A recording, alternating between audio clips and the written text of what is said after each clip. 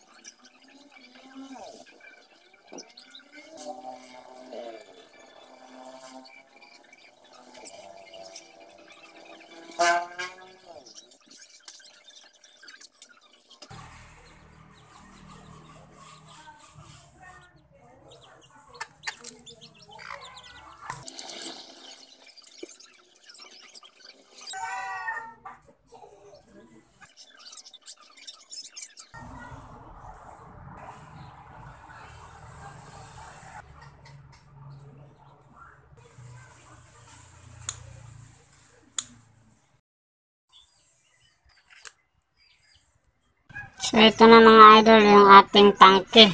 So, yan o, may chamber. So, may separate video ko dito mga idol kung paano ito siya ginawa. So, tingnan nyo lang doon. So, ilalagyan na natin mga idol.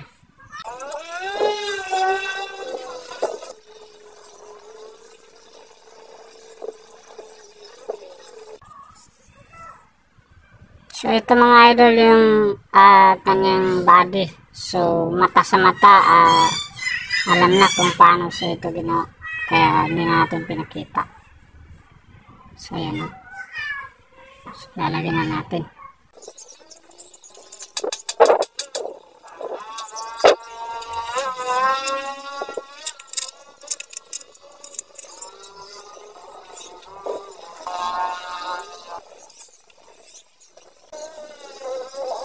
So, yun mga lods, ang ganda ng pagkarugtong, pantay na pantay. So, lalagyan na natin ito ng mga epoxy dito, pati sa loob, para tumigas at tibay siya. Ito yung sa kabilang portion, lagyan na natin. So, ang ganda ng pagkarugtong, parang perfect talaga. So, ayan, hintay lang natin na magtigas. So, good morning again mga lods. So, ito na yung ating Barrett M82. So, nalagyan na natin yung wire. So, yung wire, dito lang natin sa pinadaan. Ayan. Para makita naman.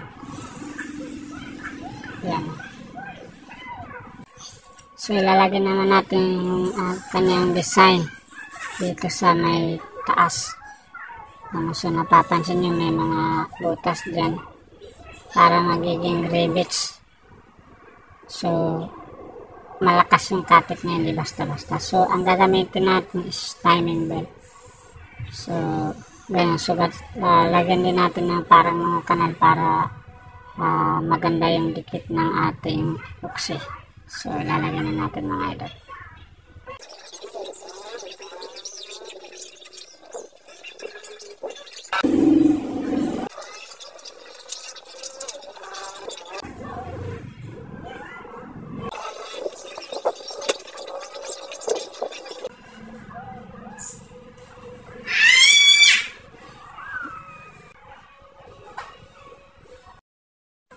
So mga lods, okay na siya, panigas na. So ito, nilagyan natin ng ganito kasi para makuha natin yung forma. So mamasilihan na natin dito kasi yung forma niya pa ganyan siya, flat, hindi siya bilog.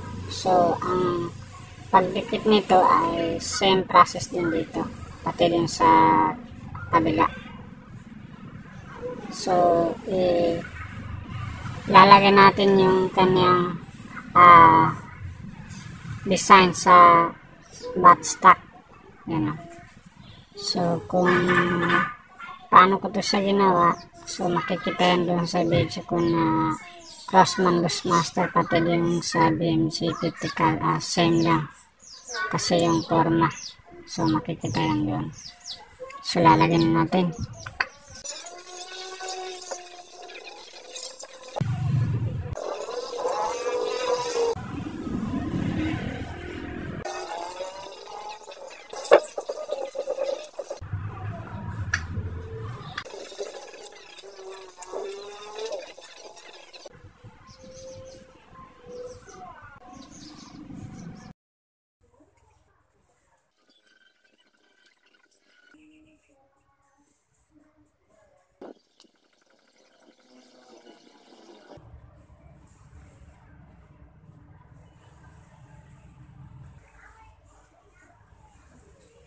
Wala mo na siyang bala mga lods. So fire na.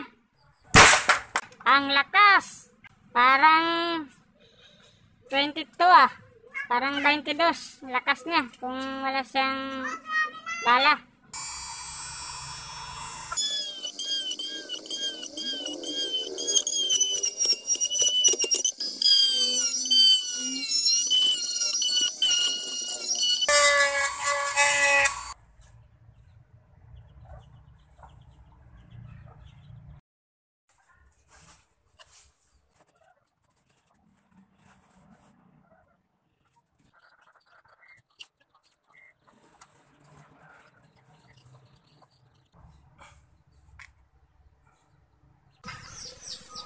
So mga lods, ito yung barrel niya.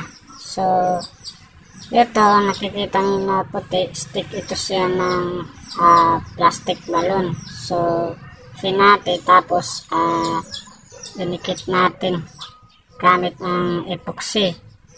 So hindi ko na ipakita kasi tag-ulan, so ngayon lang umarot, saka meron akong nagawa dati pa. Meron akong ginawa na Barrett M99 yung kanyang ulo. So yari lamang ito sa plywood. So same process din kasi yung pagkagawa. So ilalagay na natin mga lods.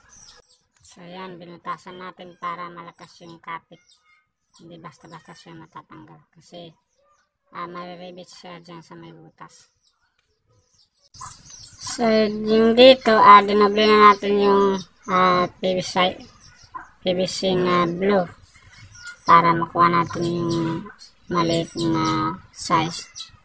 So yan, kahit kabilaan yan. So lalagyan din natin ng epoxy dito para maganda yung kapit, mapanos siya.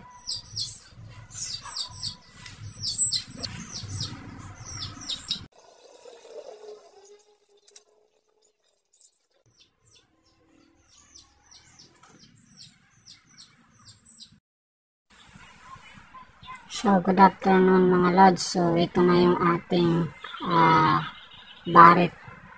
Tapos na. So, ayan. So, ito, dinikit lang natin sa epoxy. So, pinensilan natin yan. Pati yung sa kanyang mga magasin. Pati ito. So, ito, mano-mano lang yan na ginamitan natin ng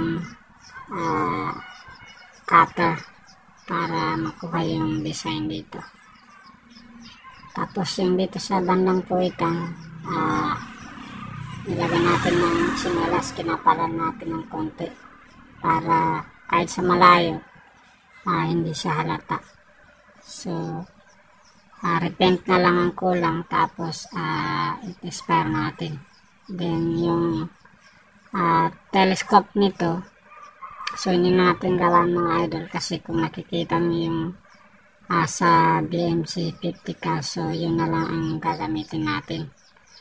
So yung dito sa handle niya sa unahan, so nakascrew lang, so anytime pwede natin siya tanggalin. So papakita ko yung sa kabilang side.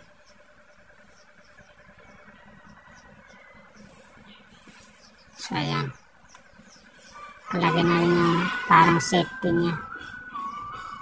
So repaint natin, then susubukan natin mga idol. Tapos yung telescope, so pwede nyo makita kung paano ko siya ginawa dun sa BMC 50K. So makikita yan, mano-mano rin siya ginawa. So panoorin nyo lang dun mga idol. Pati yung mga pagdikit nito, so halos lahat ng video ko meron dun mga naunang ginawa ko. So repaint na natin mga idol.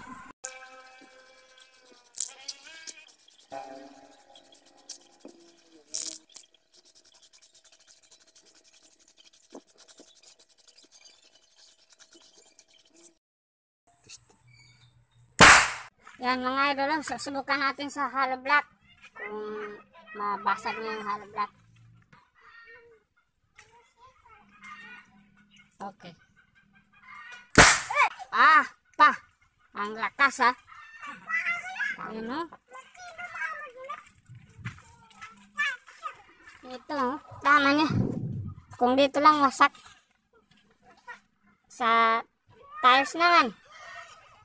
Tiles naman mga idol. Para makita natin.